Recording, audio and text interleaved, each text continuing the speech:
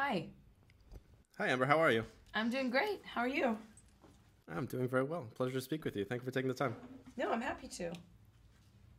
So, let's talk about this character. When you started, researching Mira and then started trying to imagine your own interpretation of the character, what was that process like? Was it really just about researching and, reading as much as you can, or was it about finding a way into it personally and, finding a way to bring yourself to her? But that's a good question. I think for me, honestly, the most of the battle was in um, getting, you know, getting familiar enough with the character um, to justify participating in the comic book world that I, up until that point, was kind of, admittedly a little ignorant to and unfamiliar with. I just didn't, it's not a world I'm familiar with.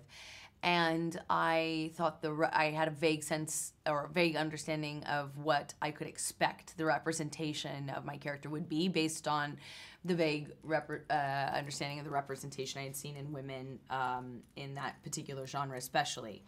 And so I was pleasantly surprised uh, when I read when I heard that she was an empowered superhero in her own right, when she was a badass, kick-ass, empowered woman with agency. And then I was even more pleasantly surprised when I read in the comic book that same sensibility echoed in just right out of the gate, right off the bat. She is rescuing this town and says something to someone who mistakenly asks if that was Aquaman, and she stops and she says, "No, I have my own name. I'm my own person. I have my own name. My name is Mira." And I was like, "Oh yeah, that to me was representative of the kind of character I wanted to play." And so from that point on, it was icing on the cake. So, in developing a relationship with Jason, I think your guys' chemistry and the humor that you bring and the rapport that you bring is such an integral part of the movie's joy. So what was that I mean, obviously I think you guys have a very easy chemistry, but how did you develop that chemistry to begin with? How did you guys meet? How much did you guys improvise and play off each other in developing your characters together?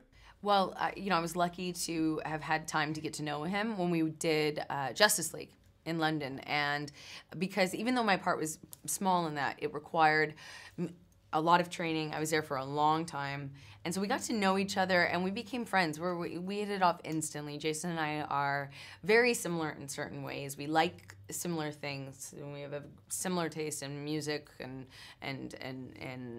artistic sensibilities, and we just get along great. We're just like, and that's echoed, that same relationship is echoed in the playful banner and dynamic that you see them have in the movie. Mira and Aquaman are like, they're kind of, they have to earn each other's respect and love. And Jason and I, being as close as we are and friends and buddies, it was very easy. It's a very easy thing. I really lucked out on this co-star.